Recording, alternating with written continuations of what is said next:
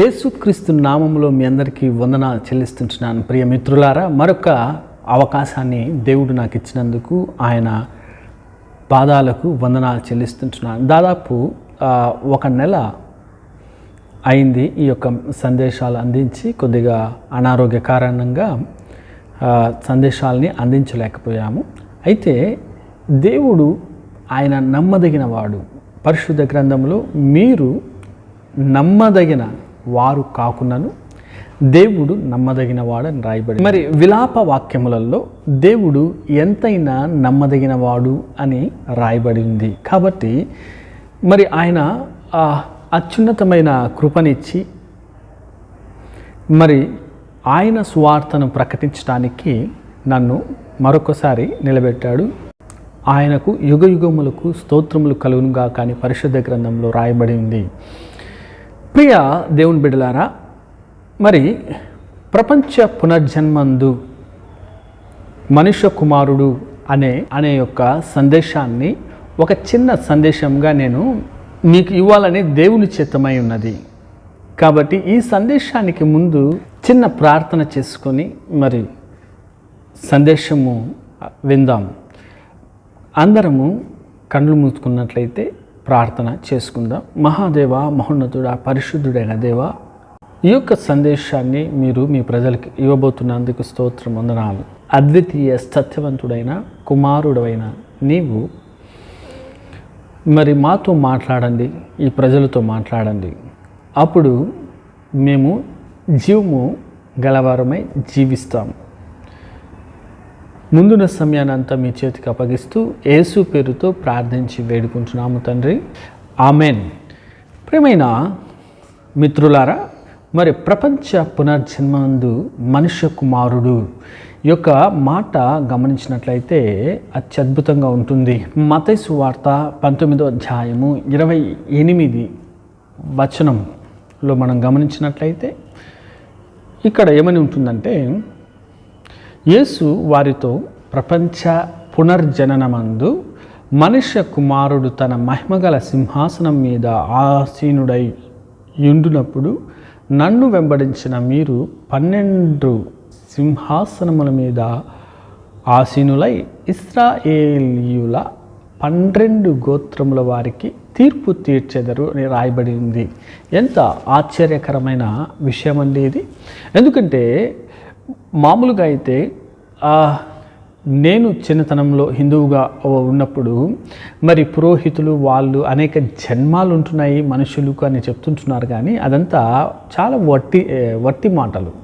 ఎందుకు వట్టి మాటలు అని అంటున్నామంటే, వాళ్ళు ఏందో ఎక్కడ ఆ యొక్క విద్యను లేకుంటే ఏ వేదాలలో నేర్చుకున్నారో తప్ప తెలుదు. కానీ అదంతా చాలా తప్పు. ఎందుకంటే మనుష్యునికి ఒకే ఒక జన్మ ఉంటుంది.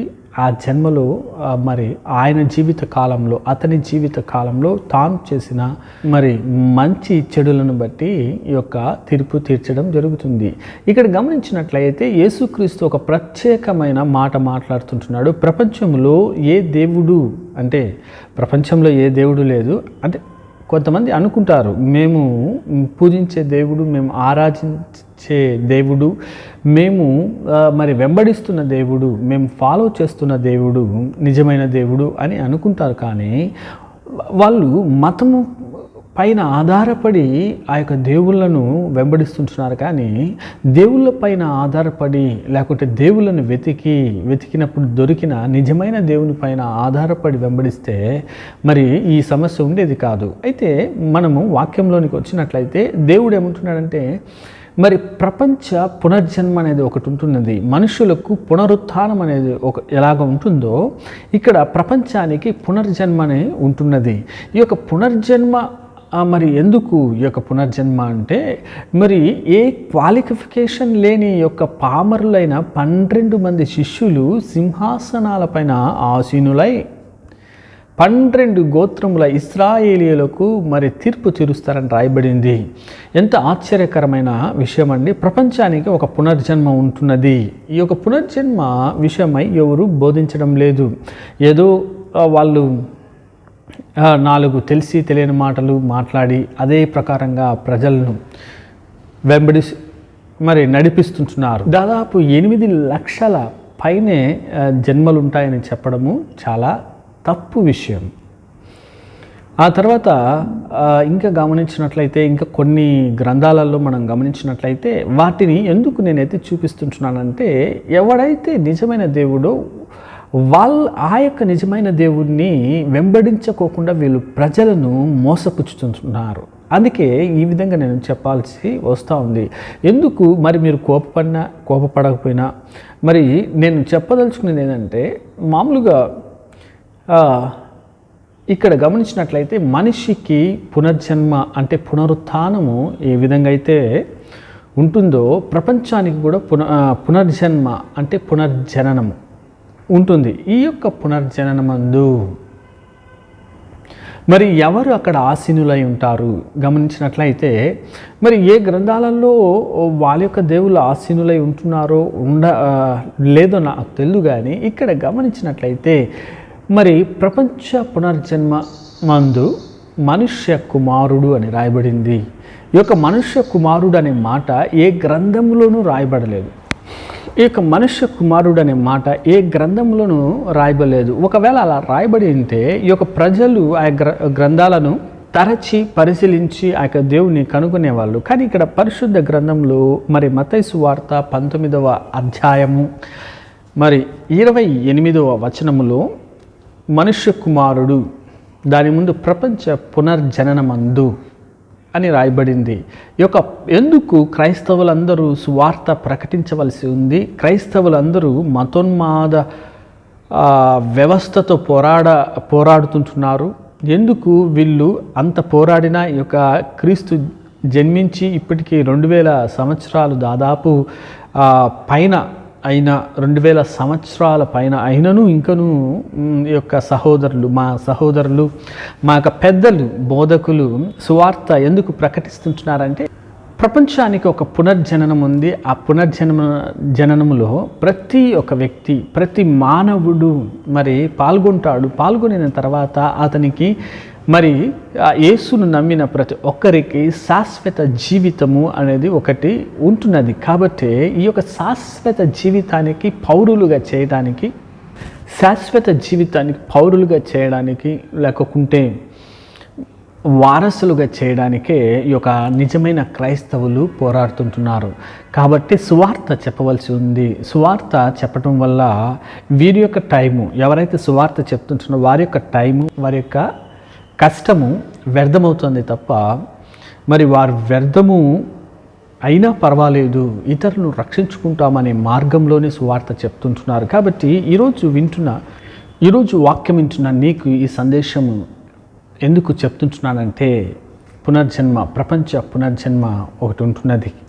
మరి దావా ప్రచారకులు చెప్పినట్లుగా 72 కన్యకలు ఎక్కడా మీకు ఇయ్యబడదు. ముస్లిం సహోదరులారా, 72 కన్యకలు మీకు ఇయ్యబడదు. హిందూ సహోదరులారా, మీకొచ్చి మరి 8 లక్షల పైనే జన్మలు ఉండవు. ఒకటి పునర్జన్మ ఉంటుంది, మనిషికి పునరుత్థానం ఉంటుంది, ప్రపంచానికి పునర్జననం ఉంటుంది. ఆ తర్వాత మీరు ఆ యొక్క యేసుక్రీస్తుని నమ్మిన వాళ్ళందరూ ఇప్పుడు మీరు యేసుక్రీస్తుని నమ్మి ఉంటే మరి ఆ యొక్క పునర్జన్మందు శాశ్వతంగా మీరు జీవించగలుగుతారు. ఈ రోజులలో దావా ప్రచారకులు ముస్లిం సహోదరులని చాలా ఇబ్బందికరంగా మోసం చేయడము, ముస్లిం ప్రజలను మరి ఇబ్బందికి గురి చేయడం చాలా విచారణకరం. ఎందుకంటే మరి క్రిస్టియన్స్ని, జ్యూస్ని ఎవరైతే చంపుతారో, అంటే దేవుని యుద్ధాలు ఎవరైతే చేస్తారో వారికి మరి స్వర్గంలో 72 కన్యకలు మరి ఇవ్వబడుతుంది అని ఉంది. ఎంత మాత్రము ఇది వాస్తవమో నాకు తెలియదు. ఎందుకంటే ఇప్పుడు 72 కన్యకలు పురుషులకి ఇచ్చినట్లయితే స్త్రీలలో కూడా జిహాదీలు ఉంటున్నారు కదా, స్త్రీలలో కూడా ఇతరుల మతస్థులను చంపే వాళ్ళు ఉంటున్నారు కదా, మరి వాళ్ళకు 72 మంది బ్రహ్మచారులు ఆ దేవుడు ఇవ్వగలుగుతాడా? ఆలోచన చేయండి. చిన్నపిల్లలు కూడా సూసైడ్ బాంబర్స్తో, అంటే వాళ్ళు కూడా సూసైడ్ బాంబర్స్గా లేకుంటే జిహాదులుగా ఉంటున్నారు. మరి వాళ్ళకు ఎవరినిస్తారు? ఎందుకు ఈ మాటలు చెప్తుంటున్నానంటే, యేసుని వక్రీకరించడం, మరి యేసుని ఒక ప్రవక్తగా చూపించి మా యొక్క ముస్లిం సహోదరులను, హిందూ సహోదరులను మరి చెర పట్టుకొని పోతుంటున్న ఈ యొక్క వాళ్ళకి నేను ఈ యొక్క సువార్త ప్రకటిస్తుంటున్నాను. అందుకే పరిశుద్ధ గ్రంథంలో గమనించినట్లయితే ప్రపంచ పునర్జన్మ అనేది ఒకటి ఉంది. మనుష్య కుమారుడు అనే ఈ యొక్క దేవుడు మాత్రమే అక్కడ సింహాసన ఆసీనమై ఉంటాడు. కానీ ఈరోజు మరి మీరు పూజిస్తుంటున్న దేవుళ్ళు మరి అక్కడ ఉంటారా లేకుండా ఉండరనేది ఈరోజు మీరు నిర్ణయించుకోవాల్సిన విషయము. ఎందుకంటే ఏది రాస్తే మనుష్య గ్రంథాలు ఏది రాస్తే అది మరి బోధించేయడము, ప్రజల్ని మోసం చేసి వాళ్ళను తప్పుదోవ పట్టించడము, మరి సర్వోన్నతమైన దేవుని దగ్గరికి రాకోకుండా చేయడము, ప్రవక్తని లేకుంటే యేసుక్రీస్తుకు రకరకాల వ్యక్తుల్ని మరి కల్పితాలుగా చెప్పేసి ఆయన రక్షకుడు కాదు, ఆయన దేవుని కుమారుడు కాదని చెప్పి బోధించడం వల్ల మీరు నష్టపరుచుకుంటున్నారు, ఇతరులను నష్టపరుస్తుంటున్నారు అనమాట. కాబట్టి దయచేసి సత్యమును బోధించడానికి సిద్ధంగా ఉండండి. ఎందుకంటే ఈ యొక్క రాకడ సమయంలో మనము సత్యాన్ని మనం బోధించవలసి ఉంటుంది. మరొక వాక్య భాగము మరి ఆ యొక్క ప్రపంచ పునర్జననం గురించి ఏం చెప్తుందో మనము చూస్తాం. యెషయా గ్రంథము 65వ అధ్యాయము 17వ వచనములో దేవుడు ఏమంటున్నాడంటే, ఇదిగో నేను క్రొత్త ఆకాశమును క్రొత్త భూమిని మరి సృజించబోచున్నాను అని రాయబడి ఉంది. కాబట్టి ఈ యొక్క క్రొత్త ఆకాశానికి క్రొత్త భూమికి వారసులు ఎవరు? మరి ఏ మతస్థురాలు అని మనం గమనించినట్లయితే మతాల ప్రాతిపదిక కాదు. కానీ ఇక్కడ మరి యేసుక్రీస్తు మాత్రమే ఈ యొక్క కొత్త ఆకాశాన్ని సృజించి కొత్త భూమిని సృజించి ఆయన ఆ యొక్క వాటిలో ఆయన సింహాసనము ఏర్పాటు చేసుకొని మరి నమ్మిన వాళ్ళను మరి నిత్య జీవంలోనికి, శాశ్వత జీవంలోనికి, లేకుంటే చిరంజీవి తత్వంలోనికి. చిరంజీవి అంటే వేరే విధంగా భావించొద్దండి దయచేసి. చిరంజీవి అంటే చిరకాలము, అంటే శాశ్వతంగా యుగములు కోట్ల సంవత్సరాలు జీవించటానికి యోగ్యులుగా చేయడానికి ఈ యొక్క యేసయ్య మీరు కోరకపోయినాను తన ప్రాణమును మన కొరకు పెట్టాడు.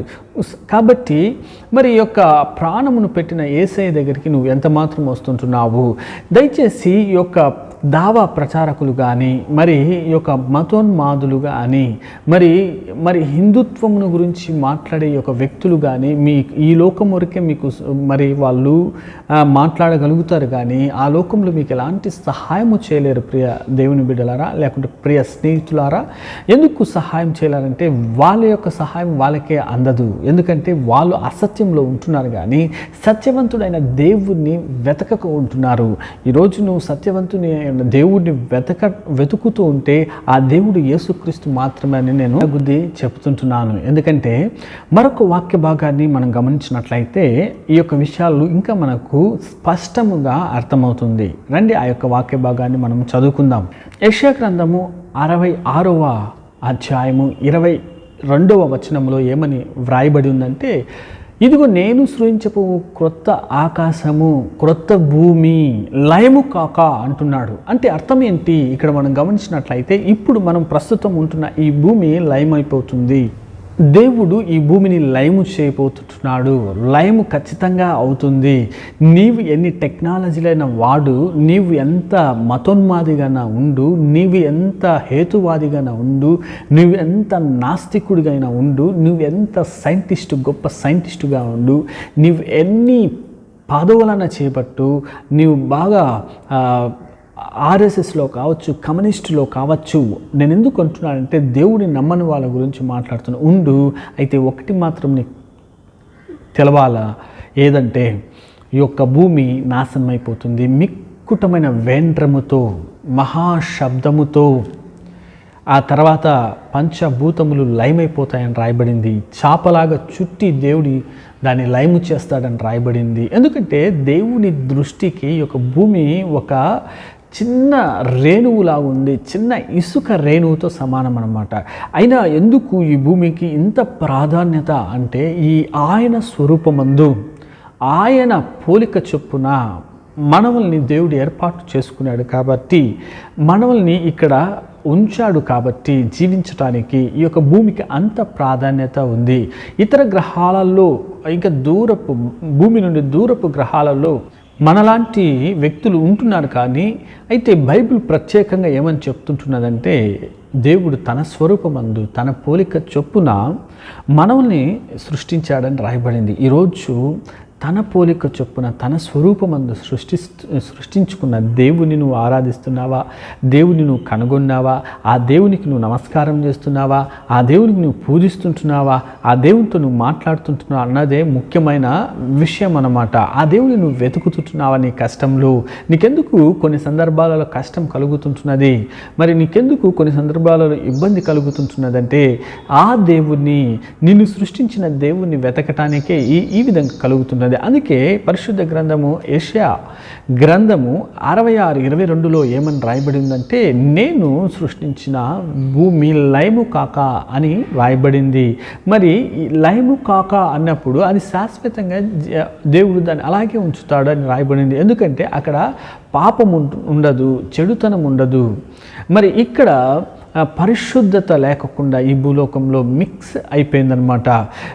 ఇక్కడ ఉంటున్న నటనాపూరితమైన జీవితం ఏదంటే, మరి పాపము గురించి బోధిస్తే మరి మతం అంటారు. ఆ తర్వాత శ్రమలో వేదనలో ఉన్నప్పుడు దేవుణ్ణి వెతుకుతారు. అసలు కొంతమంది ఇతర మతస్థులు దేవుని కూడా పట్టించుకోరు, ఆ వేదనలోనే బాధపడుతుంటున్నారు. కానీ ఇక్కడ ఒక మాట్లాడే దేవుడు ఉంటున్నాడు, ఆయన పేరు యేసయ్య, ఆయన నీ పాపముల కొరకు వచ్చాడనేసి ఎవరు పట్టించుకునే సమయంలో మీరు మతాన్ని బోధిస్తుంటున్నారు, మతంలో దింపుతుంటున్నారని కొంతమంది, మతంలో ఎక్కిస్తుంటున్నారని కొంతమంది ఈ యొక్క మాటలు మాట్లాడుతూ ఉంటారు. కానీ నీ ఆత్మకు ఆయన రక్షకుడని తెలుసుకోవాలి.